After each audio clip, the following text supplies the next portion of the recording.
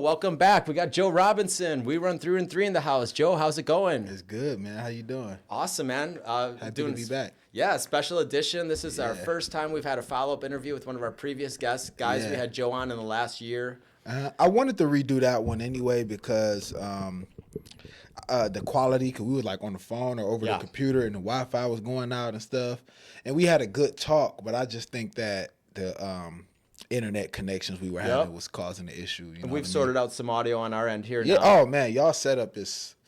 Like, I wish people could see this. Like, I like this. Yeah. It's well, you're live clean. on Instagram right now. So Yeah. So Instagram will get a sneak peek, and then we'll publish this. And nice. People see the whole thing. And we're going to get a third camera eventually. Right now we have two. One aimed at you and your son, Jojo. Welcome, Jojo, in the house. Yeah. How you doing, Jojo? Good. Cool. How old are you? I'm 10. 10. Oh, my God. Yep. And I like to play games. And that's it. All right, we're going to ask you some more questions later. Jojo is also an honor roll student, too. Amazing. Yeah. I can tell I can see that focus in you. Yeah. I'm sure you got some of the athleticism of your dad, too. So, guys, if you don't remember, I'm going to reintroduce Joe Robinson. He's the founder of We Run 313. Yep, Co-founder. Co-founder. Co-founder, okay. Yep. And that's a big run club out of Detroit, Michigan. Absolutely. So that's been a movement. And you guys have really built a big following, I've seen.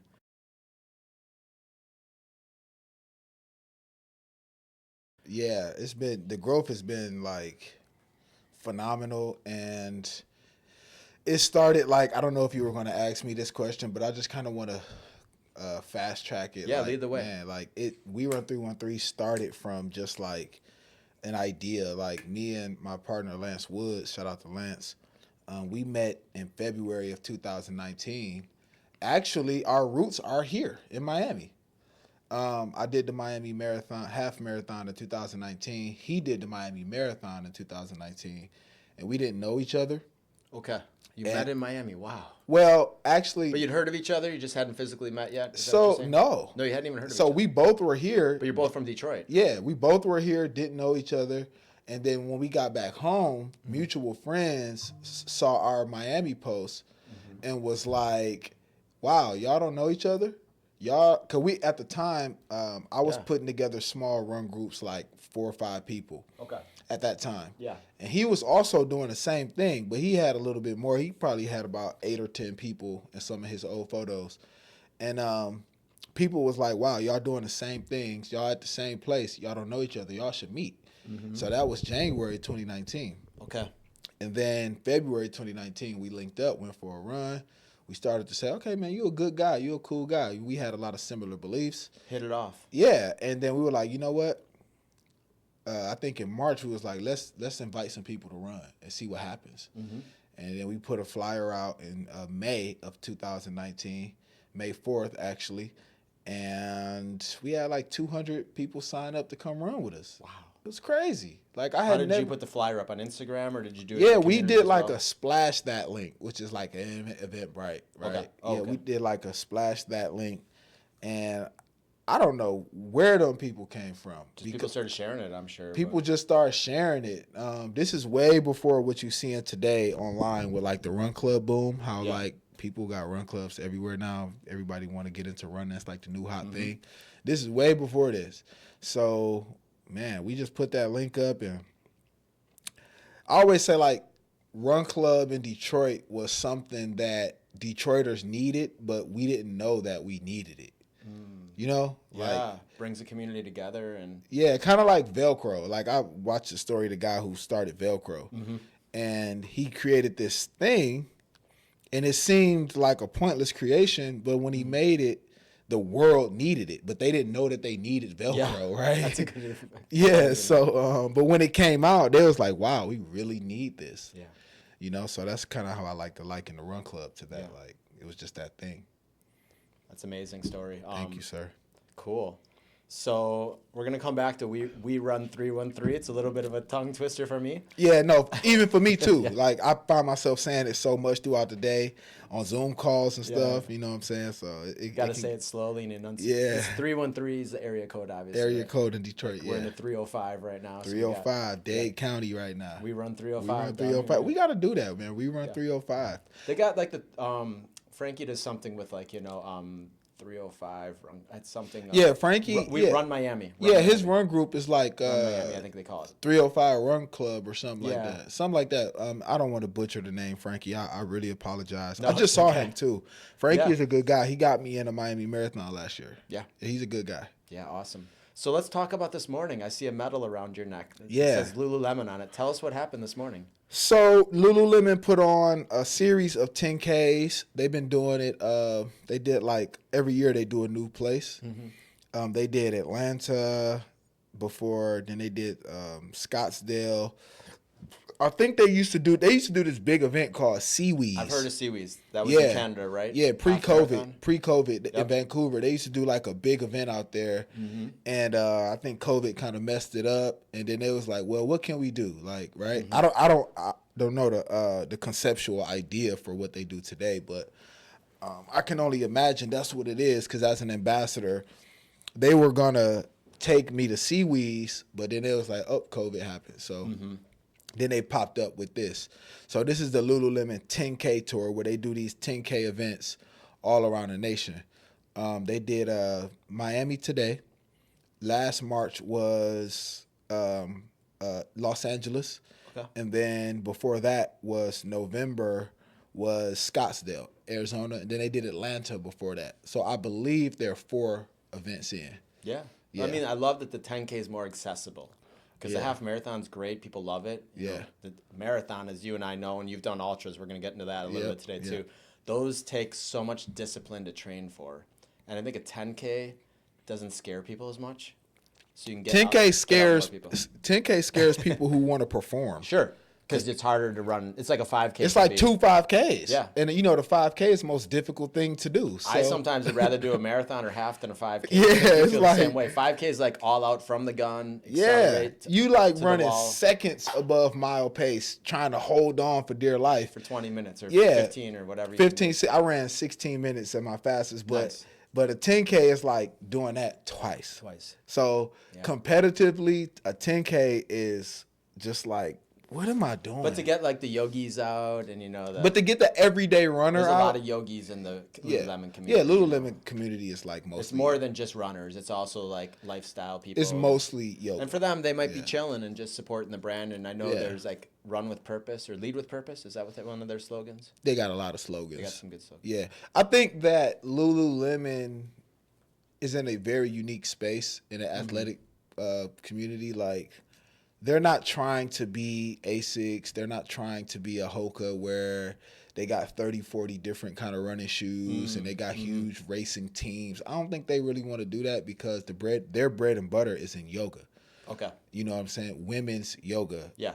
Leisurely, but Yeah, athletic, yeah. athleisure, I think. Yeah, they yeah, call it. that's their bread and butter. So like, but I will say with that in Yeah. mind, I am very impressed with how they activate in the running space. Like their 10K event, like when I went to Scottsdale last year to see their 10K event, I didn't expect for it to be so well produced for a yoga company. Sure. Essentially. Like tell us, like on the course, like mile marker signs. Man, it was like anything else. crowd support. Yeah, it was like produced fun. like anything else. Like they didn't spare no expense at hiring the right people. Yeah. The people that you and I respect that produce the Like events. Dave McGillivray's company produced today's race in Miami Beach, right? Yeah, And like I saw some photos on Instagram, like a beautiful start finish line. Yeah. And then Dave McGillivray is the race director basically for the Boston Marathon. oh yeah, see that's what I'm saying. Like they got people like that behind it. they didn't spare no expense at getting the right people in. It was Logistically, it was perfect. yeah, The logistically it was course, perfect. It was over the MacArthur Causeway, the 395. Yeah, we ran Miami Marathon backwards. So Okay.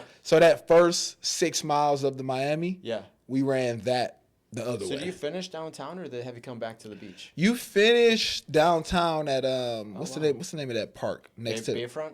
No. It's before the Casella.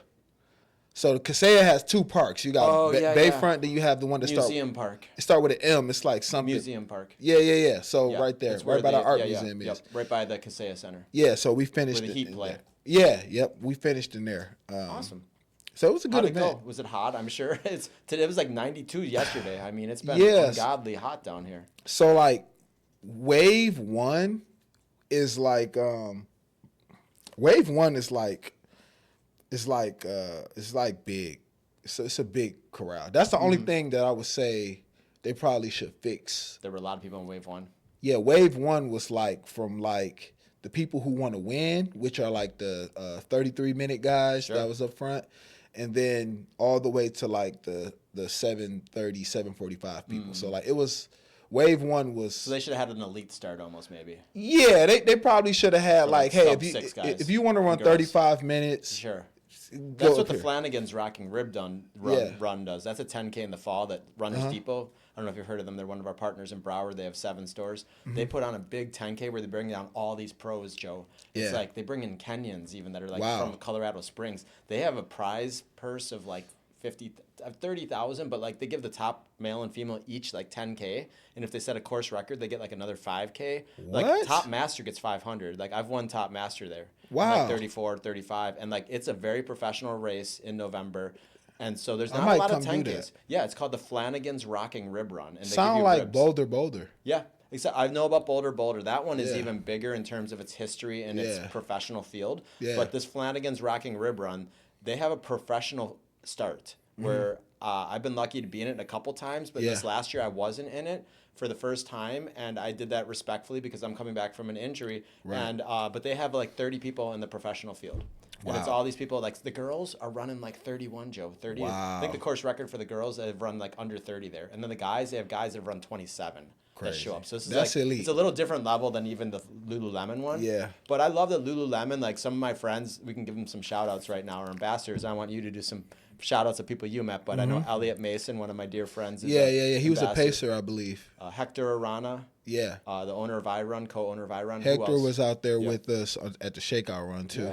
Yeah. Anyone man. else that you saw today? that you Man, met so from? many ambassadors, man. First of all, shout out to Jorge. Jorge is one of my close friends. I've been around the world with him in the last year. I Nice. mean, Berlin. Is he a Miami guy? He's from Chicago. Okay, so he had people coming down here that were Yeah, from Lululemon ambassadors from all over He's the a country. city ambassador. So Lululemon has different levels. Of Sorry if that's bothering you. No, so I can say that right here. Yeah. They have different levels of ambassadors, like Yeah. store ambassador, city ambassador, global ambassador. He's a city ambassador for Chicago. So key Lululemon Whoa. cities get these special type of ambassadors. So Jorge's a city ambassador. My guy Major, he's from Chicago. Coach Kyrie, she's from Detroit. She's an ambassador at my Lululemon store as well. Okay. Charlie Dark, he came in from England. Charlie helped this year and last year at least 10 people from our run club get bibs Wow. for the London Marathon. Oh my God. Yeah. That's hard. I've run that once and it's not easy. I had to qualify through the world majors. Yeah. I run London too. I like London. I like it. Yeah. I like it. I like London. So how did you become a Lululemon ambassador and when did that happen? I became a Lululemon ambassador, I believe it was 2021. In 2020, I think Lance walked in Lululemon and said, "Hey, we have a run club." And it was like, cool. And we got on the phone, like a Zoom call with the community specialist for for our area. Sure. And she was like, "Oh, I was already going to reach out to you guys." And I'm kind of like, "What are we waiting for?" You know what I'm saying? That's awesome. But yeah, she was like, "Yeah, I was already going to reach out to y'all, but I'm glad we connected, right?" Yeah. So we started to do some activations with them. Nice. And they was doing some pretty cool stuff for us, man. They gave us like a bunch of shorts. And they shorts are like Amazing. $100. Oh yeah. I only have a couple pairs. Yeah, My they- favorite pants are Lululemon's, the ABCs. Oh yeah, work pants, like a work pants. Yeah. It's funny what it stands for. I don't know if we should say it, but I don't one of know. my friends has a joke. She works there, and she told me. Oh. Anti-ball crusher, but Oh my God, that's funny. That's funny. I don't know if that's for real, if it's a joke. I don't know. I have to do some research on that. Someone at Lululemon told me. Christina Ramirez, shout out to her. She's my very dear friend. She's a community organizer for Miami. Oh, you know what? I think she just followed me Christina on Instagram. Yeah, she was there today 100%. Yeah, She's been with them for like 15 years. I followed two Christinas from Lululemon today Christina and Ramirez. Her and her husband, Rafa Ramirez. They're both the big Lululemon people down here. Is she pregnant? She has a couple kids, so it wouldn't surprise me. It was a pregnant Lululemon. She has like blondish curly hair. But she's Latina, so it would be like she's more Latina blonde. But anyway, she's amazing. Shout out to Christina Ramirez. She's been supporting. She's part of the iRun community, and she's been supporting the running people down here from day one. And Hector's been a big person, and then recently Elliot came on board in the last couple of years with Run Addict. They actually are launching a store I just saw yesterday. For Run Addict? Yeah, Run Addict is selling Lululemon through their app now, and it's co-branded clothing for runners with the Run Addict and Lululemon collaboration. Wow. So that's like, I was like, dope. Whoa, that's like they got they got a license to sell Lululemon on their app. That's super dope. Super dope. So I love their gear. I have a couple of their shorts and hats, and I have a couple tank tops, and I love how it anti-stink, it's got that. Yeah. Shout out to Lululemon. Yeah, we love you. I bet Lululemon got some great technology and clothes. I've been learning a lot about the Miami running community, man. Like, Miami is my most visited place ever. Really? Yes. I have been down here 20 times. Oh, my God. Yeah. Even before, like, 20. Oh, yeah. I started coming down here before my son was born. Wow. You have friends down here? Well, I did. I was a tour manager at one point, and the first time, right. You have a background in music? Music, I was in music for 10 years. Wow. So my first time I came down here was through music. Okay. Came down here, and I just loved it. Met some cool people. Came back. Yeah. I did another event. Came back. Came back on two trips just by myself just to meet some more cool people. Yeah, just hanging. Yeah, then I came back with his mother one time, and then I met the fam on Friday here. You brought your daughter too, and your wife? My daughter Josie. Yeah, that's awesome. Yep, and then I came back again, and I mean it's just, and then I've run down here 4 times. Like it's just something about South Florida that just kind of keeps bringing me back to this place. It's a magical place. I moved here from Madison, Wisconsin, Midwesterner like you. Yeah. I lived there for 30 years, and I moved down here in 2008. Really? So I've lived here for about 18 years now. Wow. I lived in the beach for most of that time, but I just fell in love. Now I live in the city near Sneaker Impact. We're in Little River right now. But I just fell in love with the city because of it's a melting pot of diversity and of different people. Like in Madison, it's an intellectual city. It's a capital city. It's a university. Yeah, that's the capital. There's a lot of interesting people there too, but it's so cold. So partially it was the warmth and the tropical climate. And I have a degree in botany and I love plants, so it's like a great place to be for a botanist. But also I fell in love with the fact that you meet people here from all over the world. Absolutely. Cubans, Jamaicans, Puerto Ricans, Haitians. We have so many friends here that are Haitian, and I have so many friends Russian. It doesn't matter anywhere in the world, we love to welcome people. I got a Haitian friend here. My friend Naps. My friend Naps used to run this clothing store here called 8 and 9 Clothing. I don't know if you ever heard of them, but they're we're on the edge of Little Haiti. We're like 2 miles away from Little Haiti right now. They were based over there at one point. So, yeah, man, I had made a lot. We have many Haitians here at Sneaker Impact that help us. I see. I be walking through the warehouse. Did Mo show you the Haitian area where the Haitian families sort the shoes? And then they actually ship them to their family in Haiti. He told a lady over there was saying how she paid for her daughter's college. Yeah, I met her too. Yeah. She put her daughter through medical school or through college. A couple of them put her kids through college. From the work that she was doing from with recycling shoes. And one of them started as an employee on the floor, and then she started her own business. Wow. So like it's just showing how they're so like entrepreneurial spirit exists in us all. Absolutely. And you don't have to play small and just start and stay on the forklift or in the sorting area, which we value every single person here. We got Maya and Jessica back in the sorting station. Jessica is recently here from Cuba. She doesn't speak any English, but every day I talk to her in Spanish. What I can, I say, yo estoy entendiendo, which I learned recently, I am trying. I learned how to say it. Yo estoy entendiendo. I have Practicar mi español poquito cada día. Is what I say. Yeah. Like, I'm trying to practice with you every day, and she doesn't know much English, so we're teaching each other. And Right. there's a lot of people like that. There's Paul, who's from Puerto Rico, or he's from Dominican Republic. Paul works in the grinding station. Did you meet Paul? Yep. So did you go back in the grinding and see all the technology? Mo showed you. Beautiful. We should go grab some sandals and show them off. Yeah, you got some right there. Yeah, these are not the official Sneaker Impact grinded foam, but these are made by the same company that we're working with called Flex. Yeah. Ours are going to say Sneaker Impact, and they're going to look like many different colors of the shoe. Mm-hmm. So they'll be like, if you took a bunch of shoes and you put them in a blender, it'd be mainly white, but there'd be speckles of like pink and purple and blue and yellow. So that's how ours. We're not going to dye them. These are dyed black. Oh, but wow. yeah, this is a California company, and we're going to have, Mo's probably showed you the shoes we're working on. Mm-hmm. Like a company out of LA called Community Made is already making shoes. Yeah, I saw them out there. With the midsole is made out of our foam, and then yoga mats, foam rollers. So that's all going to be coming soon. We'll get some to 313. Mm-hmm. So that's awesome, man. We were talking about how much you come down to Miami. What else do you like to do when you're down here? What have you been doing with the fam? Did you guys get out to the beach? Did you get every day? Yeah. They just want to go. Did you go to the ocean? Beach. What do you think of the beach, Jojo? No, it's very great. You like the ocean? It's just there's too much seaweed in the water. That's recent. Yeah, it was in the news. A bunch of seaweed came in. Yeah. But it's not always like that. So now you got to just kind of.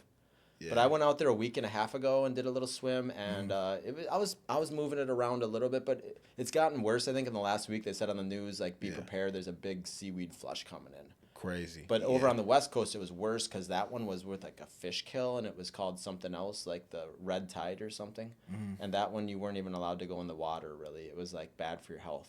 Wow. Like, this seaweed is just annoying. It's not actually bad for your health. Right.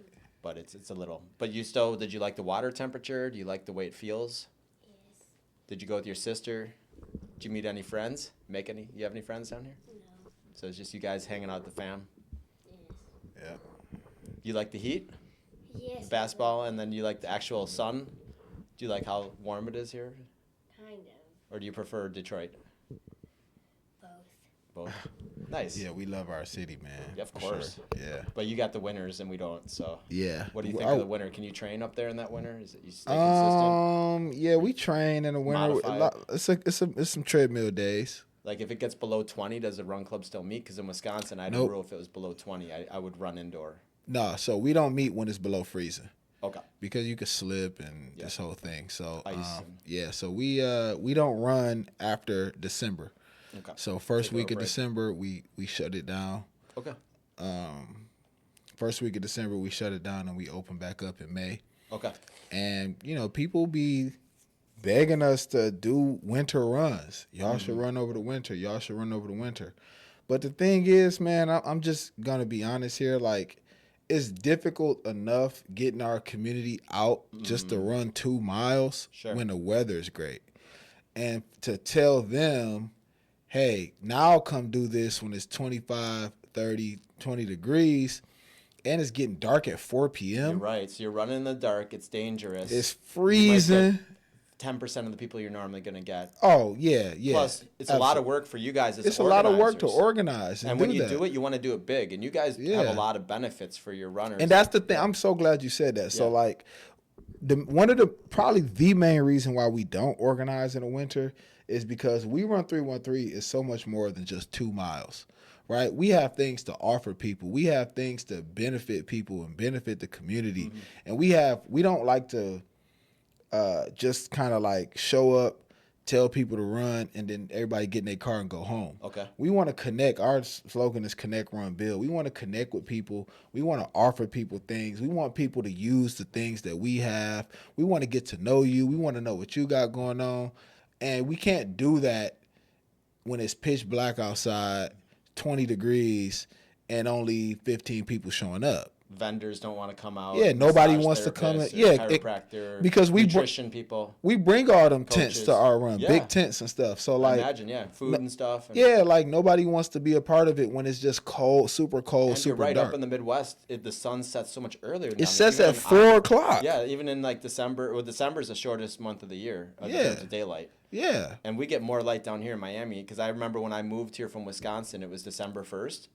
And I remember that I drove down here, Joe, and the first day I was here, the sun set an hour later than it did. And it wasn't just a time change. It was an actual hour more even on top of the time change. Oh, because wow. we're closer to the equator. Right. So we get an extra hour of daylight down here. Oh, yeah. So in the summer, Detroit in the is summer, kinda like being near Detroit, Canada. in the summer, Detroit, the sun set at like 9 o'clock. So you get a lot. You guys, Oh, it's still yeah. sunny when it's still sunny. Yeah, when we you're done meet the at run. 6 p.m., we meet on 6 p.m. that's on great. Tuesdays. Yeah. They do it at like, 6:45 down here, so 6 is a nice early. Yep. Yeah, everybody get off work, you know. We do 6 p.m. and we do 6:30 on Thursday. Okay.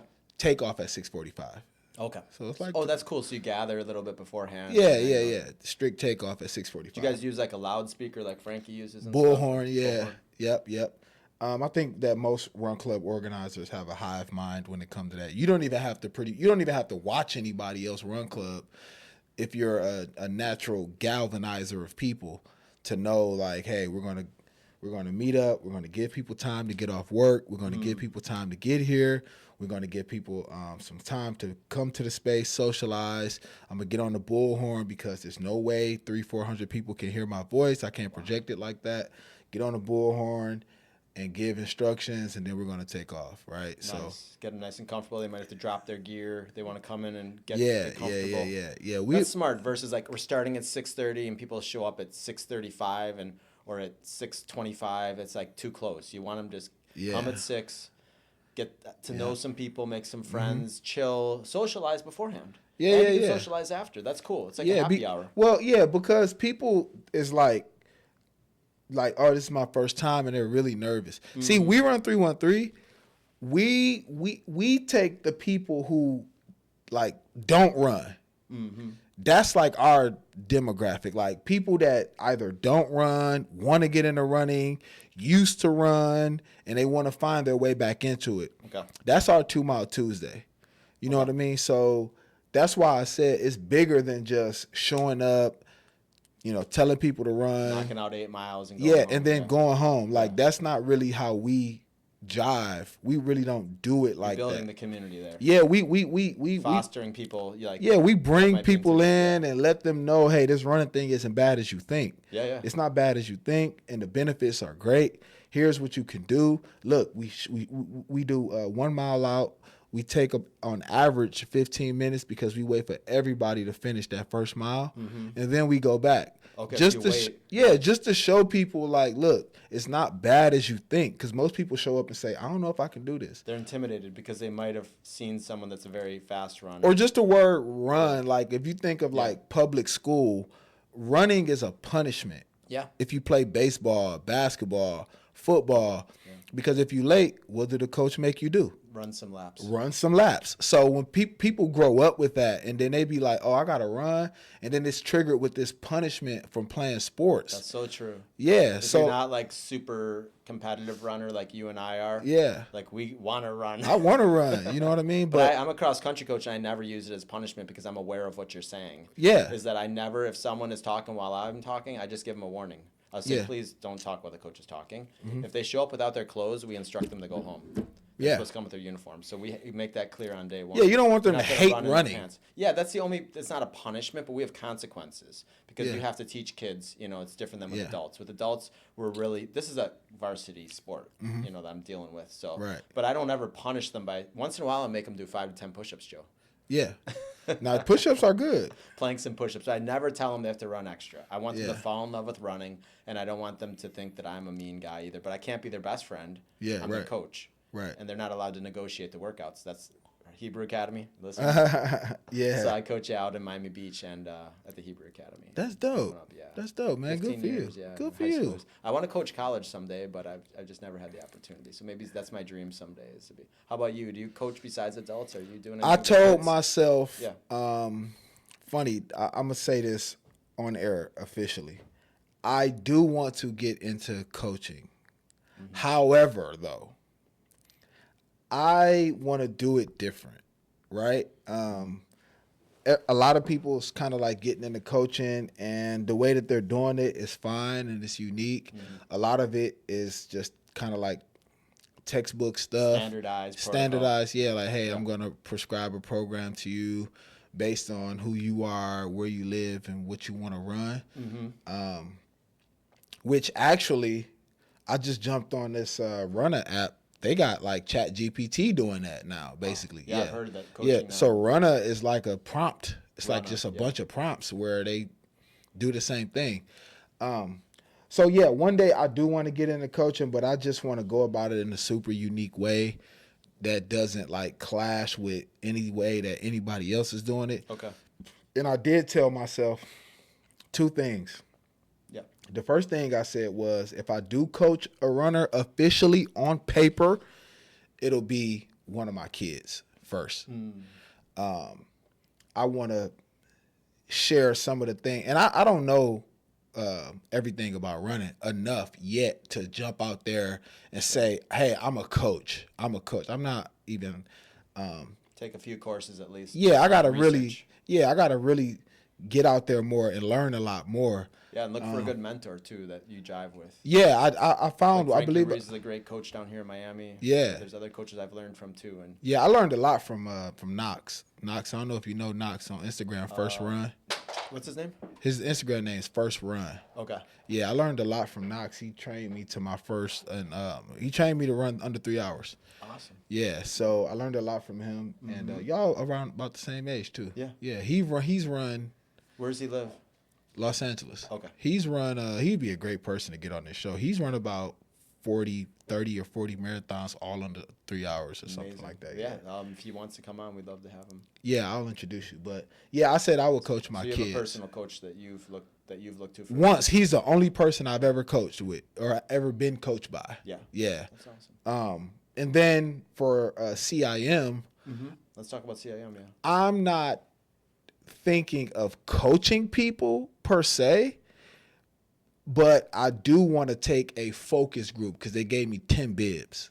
Oh wow. Yeah, so I do want to take a focus group of people with me and huddle up with them. Train with them if you can. Yeah. Not coach them per Maybe se. have a WhatsApp group where you all can. Yeah, where we support talk. each other. Yeah, Support. and then I can share what I've learned because I've run 12 marathons and I've run about 20 half marathons and an uncountable number of 5Ks. So I do have experience with the bib. You know what I mean? So I want to share that with people. The nutrition And all that. pacing. Yeah, I just want to share my thoughts with them. Yeah. And allow them to learn as well, and allow them to teach me some things too, because I don't know everything. So We're always learning. yeah, so hopefully, I can put together a nice group of people that want to run, that want to be goal oriented, because not everybody in the running space is goal oriented. Sure, some people just want to do their first marathon. And Yeah, finish. some people just want to run their first 5K. Some people just want to complete 2 Mile Tuesday. Some people just want to believe that they can do it. They just want to know they can do 1 mile. Sure. You know what I mean? Yeah, So that's a big deal to some people. yeah, that was a huge deal for me because I never was a runner in school. So when I first did 1 mile, I was mind blown. Yeah. And I know that a lot of people share that same sentiment. But I do want to get with some people who, and I'm talking about for CIM. Yeah, so let's introduce that, the California International Marathon. Yeah. For the people listening that don't Sacramento. know what it is, CIM is the California International Marathon in Sacramento, and it's the first week of December. And I myself has just become one of 10 ambassadors for that event. And you're running it in December? yes, So I'm running it too. you run it. We'll be there. My We'll fifth be there. CIM. I'm a previous ambassador. Right. As I told you outside the pocket. So my birthday is December 4th. This year's Mm-hmm. CIM is December 7th. But in many years, the race was either on the 3rd or the 4th. So several times, this will be my 5th time running it. So we can jam on this right now. Like, Yeah. If you haven't run it, have you run it before? No, So- I signed up and got a- paid for it before, but Yeah, I had to you sell didn't- my bid because I couldn't Yeah. make it. It's a very competitive. They call it an OTQ factory or a BQ factory. They literally call it a factory for Olympic trial qualifiers. Right. So when I ran my personal best in my life there of 2:31:20, Wow. and I ran 2:31:50 there as well. Wow. 4 times I've run 2:32, 2:31, 2:32, 2:31. So I was 166th place, Joe, at that time. Damn. So there's plenty of people to run with. There's 1 year when I ran, I think the first time I ran at 232, 100 women got the Olympic trials standard there. Damn. 100 women, Joe, went under 244. Crazy. Now it's 237. And there's guys there. It's the California state championship race. Yep. So it's a big deal. It's in early December. The weather is amazing. The course I heard it rains every year. Well, it doesn't rain every year. It has rained. I don't know if I've been rained on the 4 times I've run it, but it's usually about 45 degrees, which is like that sweet spot. Mm-hmm. You know, according to researchers, the perfect marathon temperature for your best time is between 45 and 55. Absolutely. That's my favorite, 45 degrees. Yep. Like which we don't get in Miami very often. Yeah, no, like I'll go to the starting line freezing, but when it's like they're doing a countdown, that frigidness just wears off, and like that 45 degrees is just But perfect. 30 sometimes can be too cold, where you lose the feeling. Like I ran Philadelphia one time, it was 32. I ran my best half, but like I had the gloves on, I had the arm warmers, and it was so cold you can see your breath. Whereas 45, you're not struggling. You know, I'm from Wisconsin, so I can take 32. Yeah. But and you can take 32 as well. Yeah, I've run 32 but like, degrees. there's people who are from Miami, and that they can't even breathe in 32. Yeah. Like some years when I've done Chicago, I've gone up with people from Miami, and they're freaking out because it's 34. Yeah. And like I'm like, it's okay, you know, just breathe. But they're like, I can't breathe. Mm-hmm. So like being from Detroit, you guys have like the ability to handle that cold. Given we That go out and 42. train in it. Even though you might not always train in it, at Yeah. least your body is used to being experiencing cold, it. You know yeah. how to layer up. Yep. You've probably trained in some colder weather too. So, but yeah. it doesn't get down in the 30s for CIM. It's in California. It starts in Folsom. It's a point-to-point, and the first 13 miles are rollers, and then it goes down from 13 to 20-ish, and then the last 10K is straight flat into downtown Sacramento, and you finish at the Capitol building, Right. which is in a beautiful giant, like it's the same type of Capitol as Madison, Wisconsin, and Washington, D.C. with a big dome. Yeah. So you do a circle around the dome, and then you finish. And you come in and you're counting down the streets, Joe, from like 90, 80, 70, 60, and you end at the 10s and like the 7. Like Don't on tell me 7th too Street. much. Sorry, I don't want to tell you too Yeah. I will tell you this. People say that it's an easy race to PR in, and I got my 2 fastest times there, but it's not an easy course because it's got a lot of rollers, but it's nothing like Boston and New York. Oh, You know, okay. it's got rollers in the sense that, you know, rollers. Yeah. It's got a lot of rollers. It's got like 20 plus rollers in the first 10 miles, and then it's downhill and flat. So it Wow. finishes very fast, but that's all I'll say. You know, it's not Boston and Chicago in terms of crowd support, but the field is so competitive. I'm head over heels about that race as a former ambassador. You know, I used to do parties like you're going to do now. They encourage you to get people out for fun runs where you educate them, because it's very well known in California, and CIM is legendary. So if you're a serious runner, you want to go to CIM, because along with Chicago and Houston, it's probably the fastest course in the U.S. So Yeah. that's my quick take on it. Yeah. But I'm so excited for you to experience it, and we're going to be at the same We're going to be there together. We're going to be there together. So Yeah. we're going to do something from That's there. fun. That's so dope that Yeah. you were in the same seat that I was. Once you're an ambassador, they don't really want you to do it again, because next year they were like, we're picking new ambassadors. for Yeah, everyone. yeah, That's what yeah, They yeah. told us it was nothing Yeah. personal. Yeah. They're just like, you guys were awesome. I think it was 2022 or 3, but they're like, this next year, you know, we're picking a fresh crew. But I was the Miami ambassador. Nice. But yeah. anyways, they pick people from all over the country. I think that's really cool. And Yep. and I didn't get any bibs, unfortunately. I mean, you've got this big run club though. Like I didn't have Yeah, a big run so club, so I you think- got the opportunity to share. I think that they yeah, prioritize. that might be a new thing. Yeah, like if you got a run group, like they want to get you some guaranteed entries or something. That's awesome that they gave you 10 entries, man. I don't even know if I'm supposed to say that I publicly. got a free entry for being an ambassador, but Yeah, they give you that, but they give you guarantees. I think I got discount codes, but well, whatever. I mean, if they want, we're fine with that. Yeah, but I think they changed it up because the race sold out so fast. That's the thing is people don't understand All 3 that tiers sold out. This race sells out by September, and it's Yeah. in December, and it might sometimes even sells out in the summer. It sold out 2 weeks ago. Oh, it's already sold out. Yeah, now it sold in May. out. Yeah, they all don't need 3 any help tiers. promoting it. They All just 3 want to like tiers. share the love with the community. Yeah. Like you being an ambassador from Detroit means they're going to get more people from Detroit area.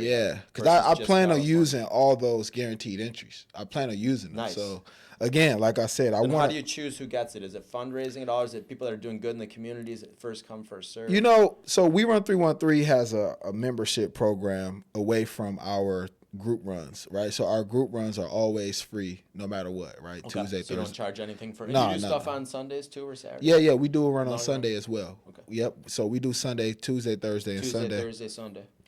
Yes, sir. And that stuff's always free. But away from that, we have a membership program where people pay a membership to the Run Club, and we throw bibs in there like crazy. Like Nice. we sent 5 people to London. Free Whoa. bib, yeah. Free bib. I put 10 bibs in there for That's Sydney. like $300 value. Oh yeah. Just Well, for the bib. the crazy thing is our membership is $9, but we give you hundreds of dollars in value in it. Yeah. So I put 10 bibs for Sydney in there. Australia. Yeah. So me and 9 other people are going. Whoa. So you're good at like communicating with races. Yeah. We 'Cause I got used some to have big a run club, partnerships. and I never was able to get bibs. I never tried. Yeah. So it's all about putting that effort out there that you're Yeah. educating them. See, about what you're doing. and the thing about membership is like if you're gonna like have people pay into something, you got to be on the other end doing the work to deliver the value. Deliver value. I was thinking those same words. Yeah. Deliver value. You have to deliver the It's value. your responsibility then if you're collecting money. Yeah, and then we go above the value. You want to over deliver. Yeah, we over deliver on Did they get a value. jersey ever? Or is that an extra fee? Do you guys have Yeah, your we jerseys? gave away. We haven't gave away any tanks or singlets, but we gave away something cost more than that. We gave away jackets. Oh. Yeah, so we 313 jackets. Yeah, we Let's say took. we run 313 on them. Yeah, like anorak, half zip. Nice. Yeah, That's advertising too. yeah. Rain proof, weatherized jackets. We took 10 people to the Washington D.C. half marathon, and we gave them all jackets. Oh, we took like 20 people to Rock and Roll Las Vegas, and we gave them all racing singlets, custom racing singlets. Wow. And we took another 30 people to Rock and Roll New Orleans and gave all of them custom singlets for free. Wow. Yeah, so you got to just Working deliver. with some of your partners to do that, the printing Yep. costs, the So, sourcing the materials. Yep, local run clubs who want to partner with us on the products and different things like that. Wow. Yep. So you're beyond a run club leader. You're a community organizer. You're also a marketing genius. Yeah. So thank you. I'm just gonna say it because Thank you, sir. I had 2 or 3 run clubs in my life, and we struggled just to get those jerseys printed with local printers, and it cost $45 to $50 to buy one. That was a cost. That Are was you cost. gonna be at That was TRE? cost. Yeah, we'll be at TRE. So- Your Pack's gonna be there Hopefully we're gonna keep our fingers crossed. TRE. in San Antonio. Yeah. So hopefully. Right before CIM, I'm going right from TRE Yeah. And I honestly to Sacramento. I didn't realize that they were so close. They're days apart. TRE Right. ends on Thursday, and my coworker Jasmine, she is getting us into the San Antonio Marathon. Fingers crossed, we're talking to them. So we're going right from having our 4th year in a row, our booth at TRE, to being part of. She's gonna stay for San Antonio. I said, Jazz, I love you. You're amazing. You got San Antonio. I'm going right to Sacramento on Thursday night to get ready for this marathon because Which know a will little bit be of my on story. Saturday, The marathon's on Sunday. Sunday. Sunday Okay. morning. But I'm gonna need 2 days to just chill because TRE, you're on your feet. We're loading in, we're loading out. We have a booth. We're right Yeah. next to Hoka every year. And I'm coming back. I from met you Coast. at TRE. Yeah. Yeah. Oh yeah, that's where we first met. Yeah. So the thing about it, you said marketing genius. I kind of wanted Yeah, to let's go on that. I wanted to speak on that. So TRE, hopefully they approve my curriculum, course, class. You know, they do the breakout rooms. Educational. Yeah. So I put in for a curriculum on Run Club growth and build and sustainability. As you should have. Yeah. You're getting 200 to 300 people a week. That's Yeah. incredible. Well, more than that because more. we get that just on Tuesday. Okay. So, So- on a weekly basis, you're getting Maybe 500 people in a Wow. week.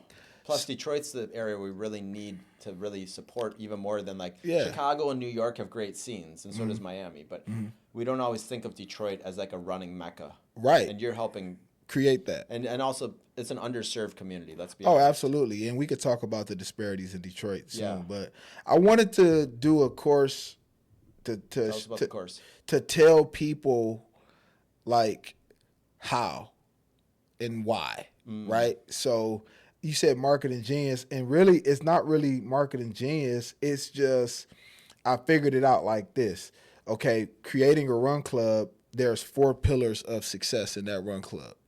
And if you're missing these things, or if you lean too hard into one of these things, you won't get the success. And obviously success looks different from person to person, but there is a universal thing that we can agree what success Yeah, is. what are those 4 pillars? I'm curious. The first one is socializing.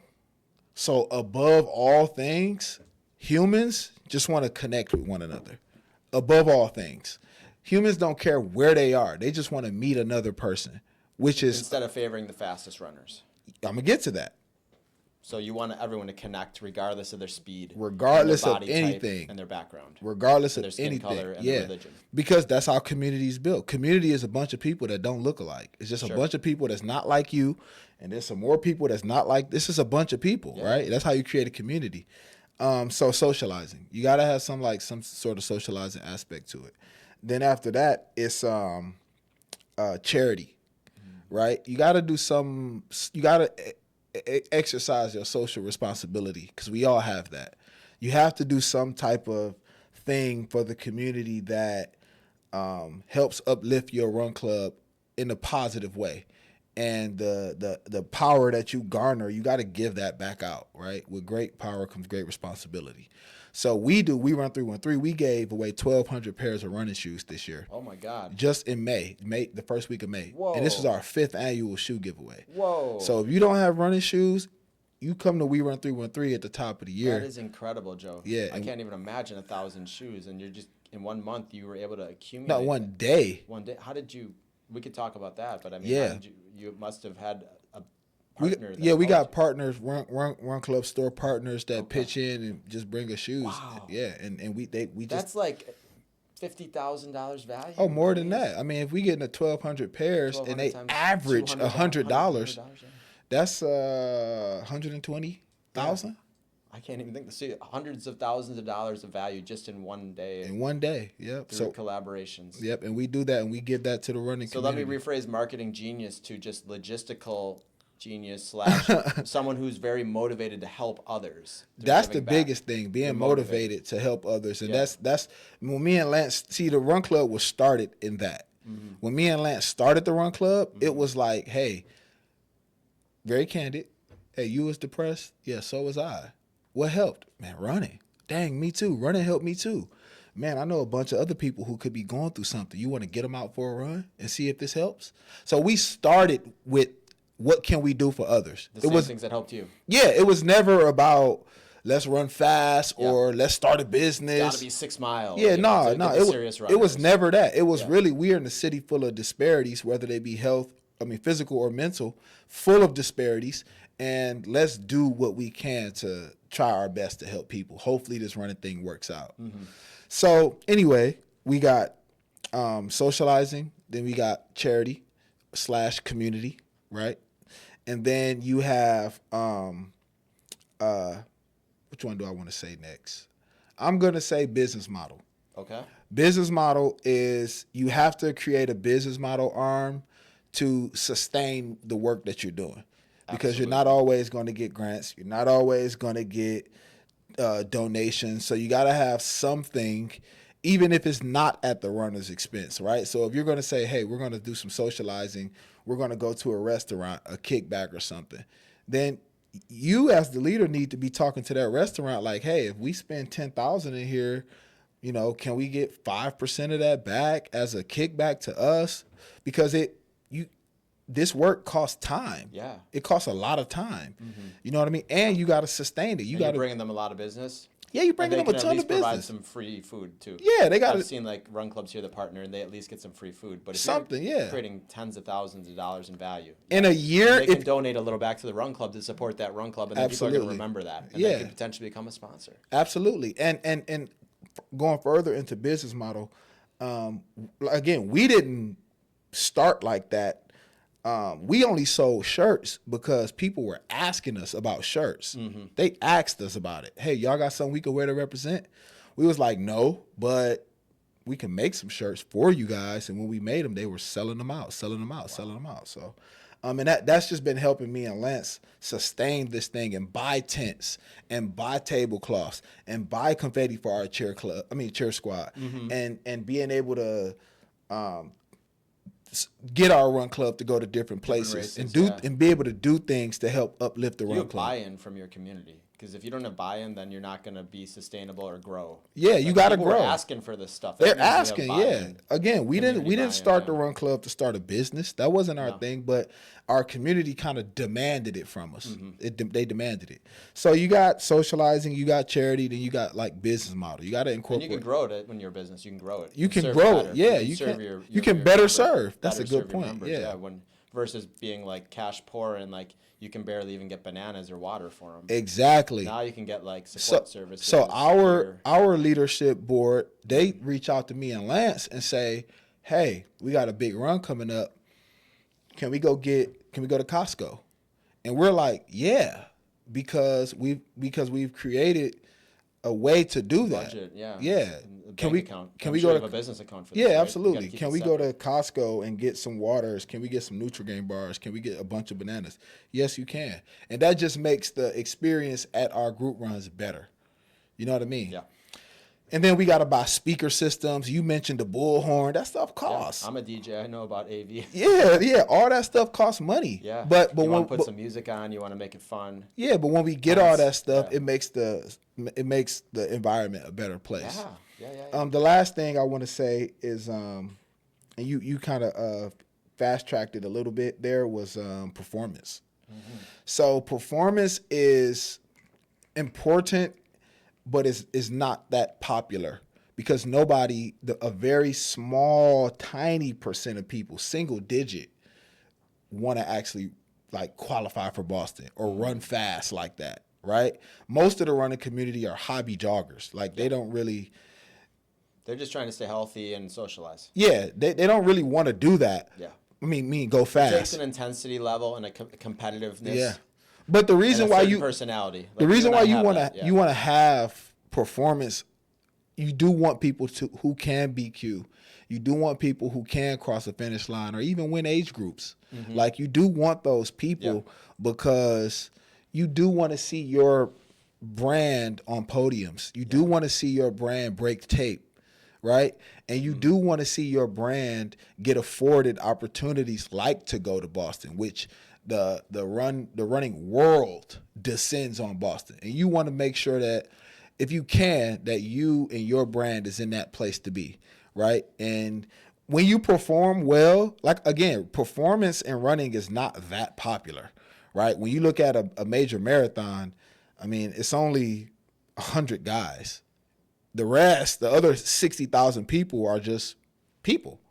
Regular people. Yeah, they're training to complete the marathon usually. Yeah, like struggles along the way. They're not dreaming of a sub-3. They're not dreaming of a course record or they're not dreaming of any of that. Winning money. Yeah, winning money. So like performance is very small, but it's a great way to open doors to other things. You're providing something for everyone then too, but you're focusing your efforts on the charity and on the business and on the socializing. Yeah. And the least important, but still it's important. It's important. It's a pillar. It Building is. wouldn't hold up as well. Yeah. But I like that you have the focus first, and I like that you save performance for last. Yeah.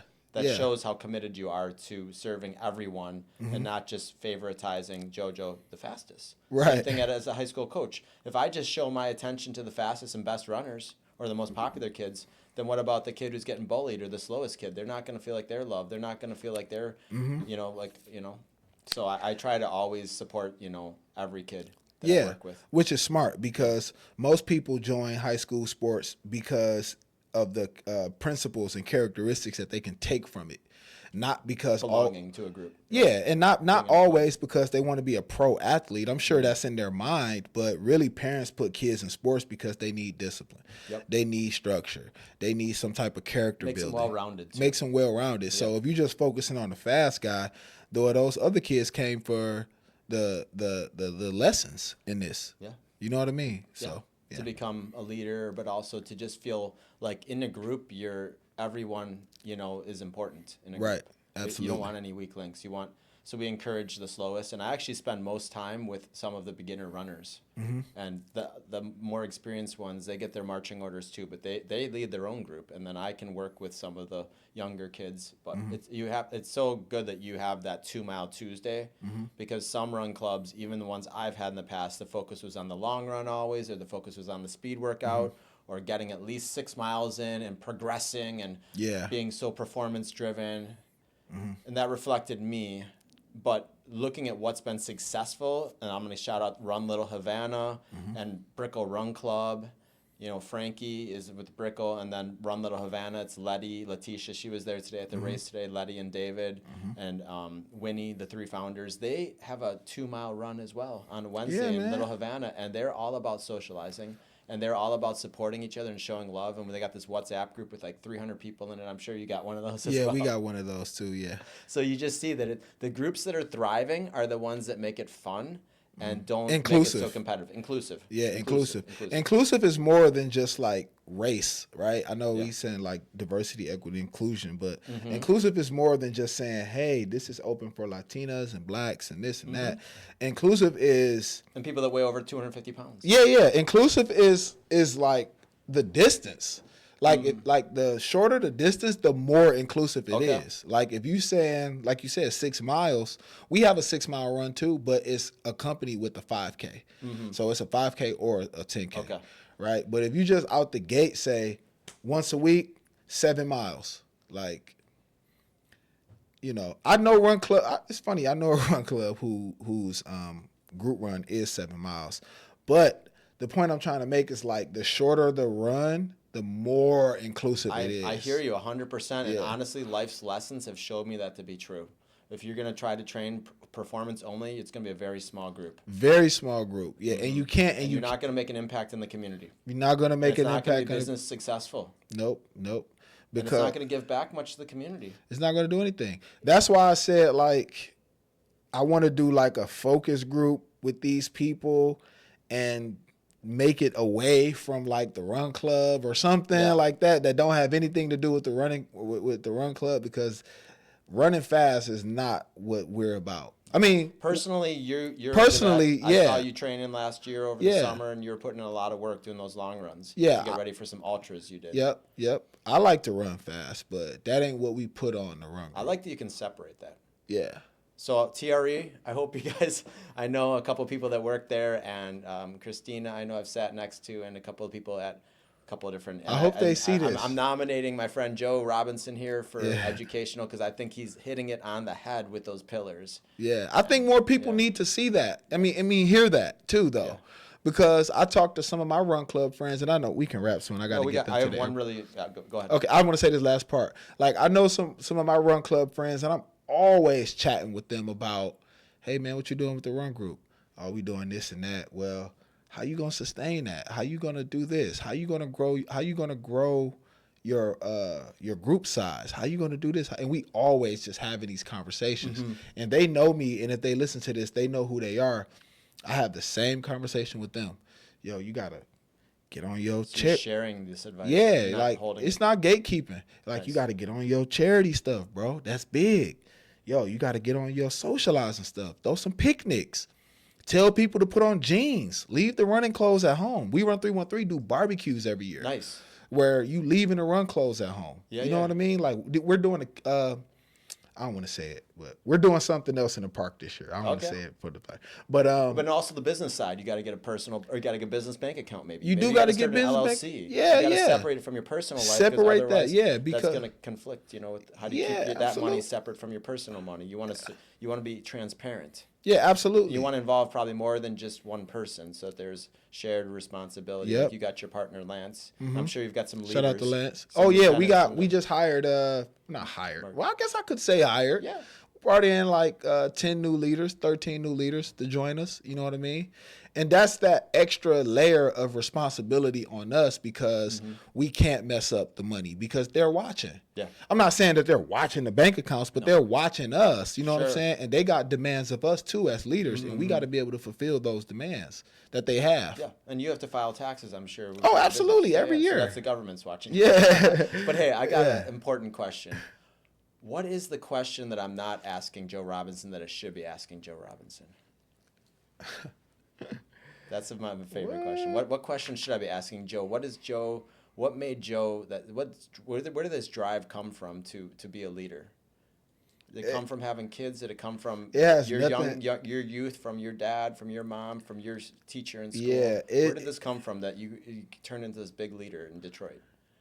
If we're going to go back to third grade, Has nothing to do with running at all. I was always an introvert. And I know I take a lot of pictures of people, online. I'm smiling big and always shaking hands and stuff. I'm still an introvert though. Mm-hmm. And when people in school would be like doing stuff, I would be like, I'm not doing that. I'm not doing that just because y'all doing that. And then I would also say, like, that's not even sweet. Like in Detroit, we say sweet. Yeah. So for cool, right? Yeah. Like, that's not even sweet. Like, I don't like it. Like, I don't want to do it. Like, no, I don't want to do that. Yeah. Like, I'll tell you one specifically. This is so funny. You open up a can of worms with this question. I know, I got to get you to the airport, but I want to learn a little more about you. They used to do this thing in elementary school called like boys versus girls. I mean, I'm sure every school did that to some degree, right? During recess or something? Yeah, where the boys would chase the girls and they would like wrestle. Mm-hmm.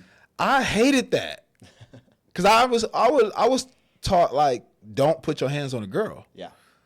So why would I sling a girl by her shoulders, or I just did not I just did not understand that game when I was in elementary school. You didn't go along with the crowd. I did not do that. Yeah. And I always thought like, man, y'all shouldn't do that. But I didn't have the voice to say it. Mm-hmm. You know what I mean? And that's just the what do you call it when the baby is being formed? Not a fetus, but the the origin story or the embryo. Okay, the embryo. Yeah, that's just the embryo of where leadership for me came. Was just like not doing what everybody else is doing. Independent thinker. Yeah, just not doing it just because I just don't want to do it. Yeah, so you listen to your inner values too. Yeah, and I mean, I did. Did that come from your mom and dad, do you think? Did that come from your family? Did it just come from something that was ingrained in you? My uncle was the one who raised me. My dad was in prison, actually, most of my life. Okay. My uncle is the one who raised me. As far as if I had to say a man that raised me, it was my uncle, and he was a leader. Mm-hmm. He didn't follow the crowd neither. So my mom always would be telling me, like, she would say it a lot too, though. Like, don't do it just because somebody else doing it.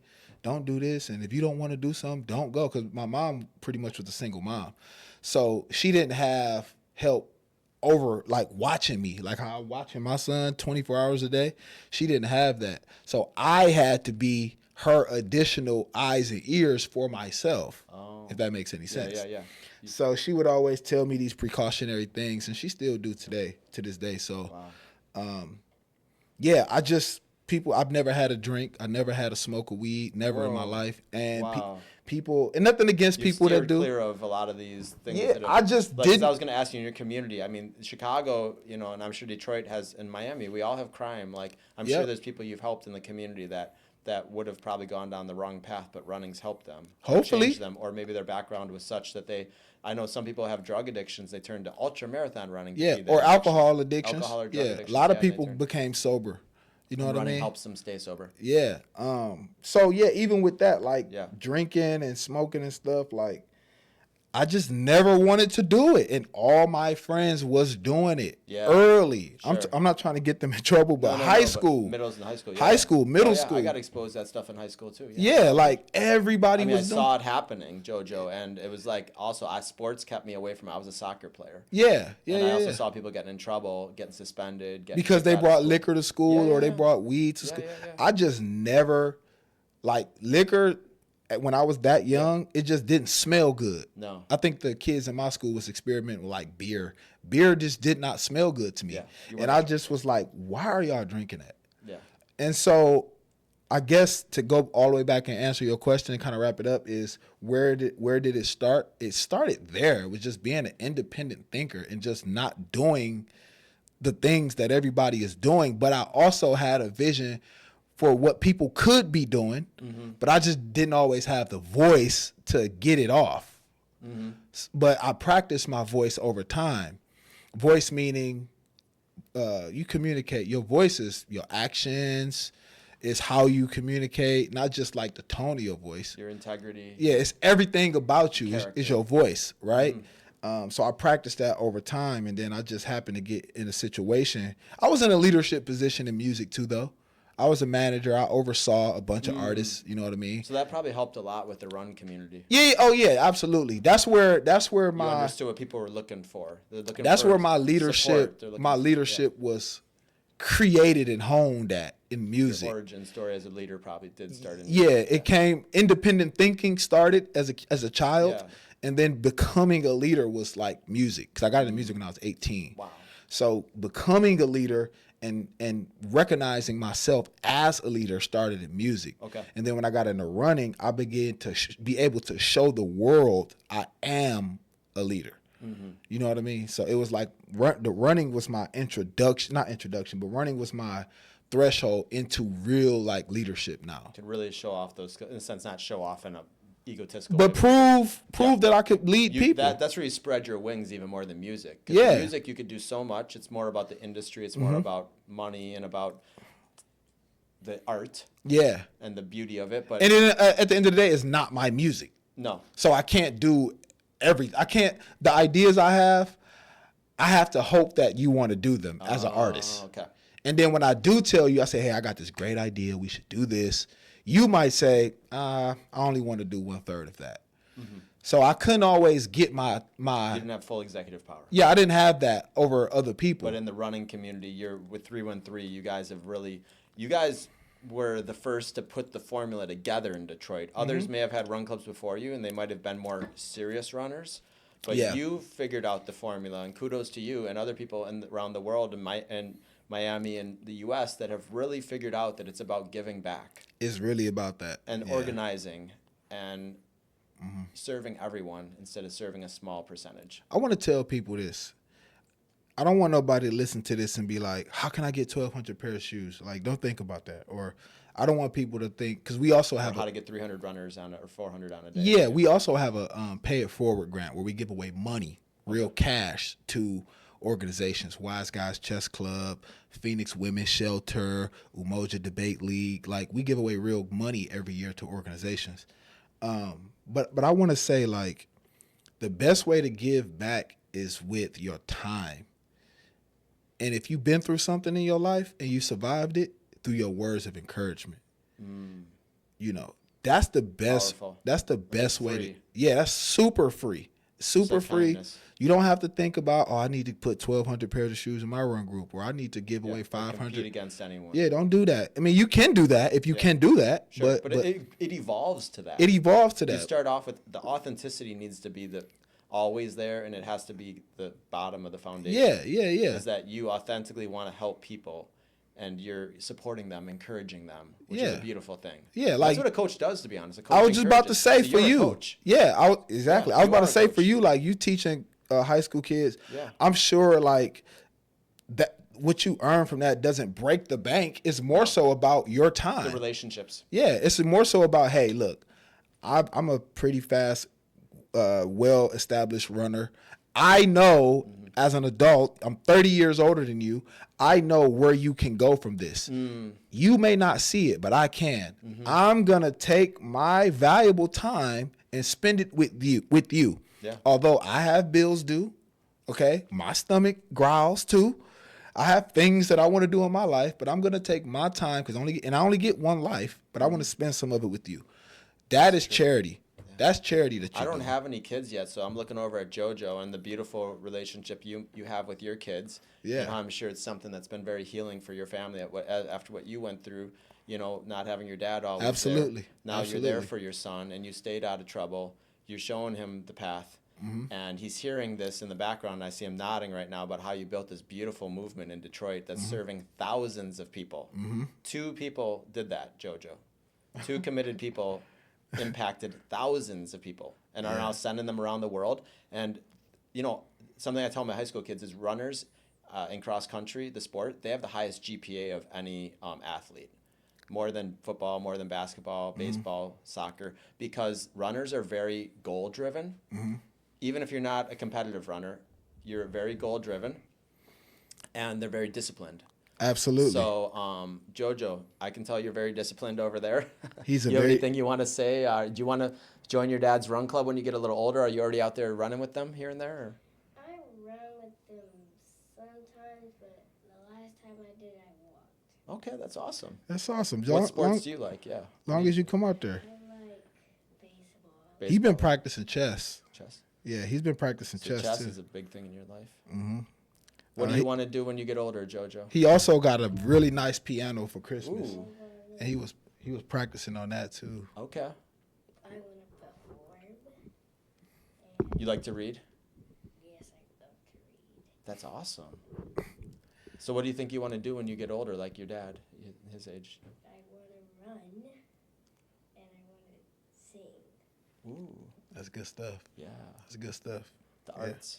Yep. Awesome. That's beautiful. And it's been really an honor to meet your family, Joe Robinson Jr. on the second trip to, well, I think you've been to here before, but, quick. My second trip to Sneaker Impact. Quick, how's Sneaker Impact getting involved with your run club? I know you guys had the Oh, box there. You've man, been sending us so- a bunch of shoes the last year. Yeah, we sent y'all 10 boxes last year. Yeah. I just sent another box of my personal running stash. But like I said, met you guys at TRE. Yeah. Just walking through the venue. TRE is an amazing place just to connect with people, good people. Saw y'all booth. Matter of fact, it was you who stopped me. Yeah. way. Yeah. You was like, hey, come check out Sneaker Impact. I was like, oh, what's going on? Sat down, talked to Mo. Me and Mo kicked it off. He got roots in Detroit, which is crazy. Mo is a Muslim like myself, so we connected on that front. Beautiful. And he just saw where Mo saw how we run 313 and Sneaker Impact could leverage one another and ultimately benefit the running community. Yeah. Because we have tons of runners who go through running shoes. You're a runner yourself. You know how that can be. And then it's like throwing away a pair of running shoes in the garbage. It just doesn't feel right. It's like, what do I do with these shoes? I don't want to put them in the garbage, but I've for sure maxed the miles on them. Yeah, it's not like a water bottle when you're done with it, or like the thing that the milk comes in or whatever. Yeah. That needs to go to get recycled at the Exactly. everything should get recycled ideally, and food should get composted. But running shoes cost hundreds of dollars. Yeah, sometimes. like- Plus they still got a second life. We can clean them. Vinegar can remove the stink and the it's alkaline, or it's acidic, so it removes some of the alkaline. I was watching today a video that when the shoes start turning yellow, you Yeah. just use a little bit of vinegar and it helps to de-stink them and same thing in the wash. But Wow. there's so many ways to clean a shoe, and it sounds like you're educating the runners about Yeah. what they can do. Mhm. You know, like you let them know pretty regularly that, hey guys, you know, like you can just Oh, go to yeah, our all the website, or time. you have the boxes out there pretty All regularly. the time, you know? yeah. And I told Mo that we need to put some more boxes out because we used all the boxes he sent. Okay, anytime you need them. Yeah, he said he was gonna send a bunch, but Yeah. that's pretty much how we got connected. Like TRE walking through, you said something to me, and then we chatted with Mo, and we just saw how we could both benefit each other and ultimately benefit the running community, and then ultimately benefit the world of shoe disparities abroad by helping people get Sure. these shoes. So The people that aren't able to afford a pair of shoes brand new or get them imported to Guatemala or Haiti, Right. Dominican Republic, we can get them the shoes here and they'll buy them for like maybe $5, and they're re-cleaned. They might put new shoelaces. They might Yeah. put sometimes they paint them, sometimes they stitch them or glue them. Whatever they have to do, they make them beautiful as much as they can to make them appealing. And a lot of times we get brand new shoes too. yeah, oh, I see. I They just come, don't like the way they fit, or they maybe wore them twice, Joe. yeah, I came And through those here. shoes could have gone in the trash. Yeah, And they would have just called it a loss. Oh, I bought that shoe for $100 and it didn't feel great on my feet, and I tried it a couple. Okay, give it to someone else in the world that needs it, Yeah. because 25% of kids in the world lack proper footwear, wow. and 75% of the world depends on the secondhand market. The secondhand market being where they resell things. What's the percent depend on it? 70? 75% of the world. So Wow. the U.S. Here's an interesting fact. I know we gotta get going real quick, but the U.S. makes up 4.5% of the world's population, but we consume over 20%. I think 20 to 25% of global resources. So we consume 4 to 5 times our size in global resources. We're the largest consumers in the world, and we're the wealthiest country in the world. So we need to give back, just like you're giving back with We Run 313. You know, the U.S. is giving back and helping some countries that, you know, aren't as fortunate. Like we send a lot of aid to Haiti, you know, and Haiti's been through a lot with the earthquakes, and, you know, now they're our number one partner for shoes. So the shoes are most likely going to Haiti, Dominican Republic, Honduras, Guatemala, places where, you know, the average annual income might be under $1,000, under Wow. $5,000 to $10,000. And that might be a lot of money to them versus here in the U.S. we need 100,000, 200,000 to live. Yeah. So it's just a very powerful. I love what I do. We're not millionaires here. We're all working hard to change the world, make it a better place. And that's what I see you doing in Detroit. So it's just like we're brothers in the sense that we're all part of the human race, but we're also on the same mission, which is to improve and leave the world a better place than we found it and to help people. Absolutely. And to encourage them, like you said. I think that word encouragement is so important. Like that's such a great service. You're encouraging them. You're saying something positive to them, you know, instead of, like you said, favoritizing the fastest runners in the group and showing them all the love. You're encouraging the mom that came out who just had the baby a couple months ago. Or the single mom. Single mom. Yeah. Someone We that's get a lot struggling. of that in Detroit. You know what I'm saying? A lot of single parent households out there. And they come to Run Club because it's stressful just being out. I grew up a single mom, so I know the struggle. You know what I'm saying? It's stressful just raising a kid by yourself. I don't want to get too much into that, but I'm just saying the kind of people that come out and be a part Running of can Run Club. inspire you to help improve your life day by day. Absolutely. You build off of it, right? Oh, you said something. I wanted to say something real quick. Yeah. You said your runners have the highest GPA. You know, you ever heard of Alan Turing? Yeah, the Turing principle. Yeah, that's what it tells if it's a robot or not. Yeah, he basically won World War II. Okay. So in his movie, he got a movie played by Benedict Cumberbatch. Uh-huh. And he plays Alan Turing. And Alan Turing was a runner in the movie. And he was like, running makes me smarter. You know, Alan Turing was a math genius. You should watch this movie. Yeah. What's it called? The Enigma. I know his machine was called like Turing movie. I'll look up. You just look up Alan Turing movie. Alan Turing The thing movie. about running is, you know, physiologically it boosts blood flow to the brain, and then there's something called neurogenesis, like the creation of new brain cells, and that happens after aerobic exercise. So you ever notice after like a run, Imitation Game. Imitation Game? That's the movie. Yeah. You ever notice how after a run you're so energetic, but like also like you're solving problems on the run? Like, a lot of the world's like Bono is a runner from U2. Like I think Steve Jobs is a runner. Like many, like Mark Zuckerberg. Yeah, there's many runners that are world leaders. Like I'm forgetting a lot of people right now, but some of our most famous, you know, thought leaders have been runners. My greatest ideas come from running. Yeah. My greatest ideas come from running. My greatest ideas. And I don't just mean like concepts, but problem solving. Like, oh, I didn't know how I was going to do that. Oh, I can do it like this. Oh, great. Yeah. Cool. Or I say, oh, why didn't I email that person? Oh, I can send them this type of email. Or I can call them back and say this. You're processing a lot on the run. run. Absolutely. Yeah, and it's because it's encouraging brain activity. Like I'm a research scientist, and studies have shown, Jojo, that running and sports help your brain to become stronger, not just your body. Yeah. So I think that's really cool that we had the opportunity to talk about that. But man, it's been an inspiring conversation. Yeah. I know you got to get the fam to the airport. I do. It's been a beautiful weekend. Thank you for visiting Sneaker Impact. Joe, do you have a final shout out or any words you want to say? I want to give you the last words. Just follow We Run 313 on Instagram, Facebook, LinkedIn. We Run 313. WERUN 313. Amazing. Guys, Joe Robinson and his son Jojo from We Run 313. They're visiting us from Detroit.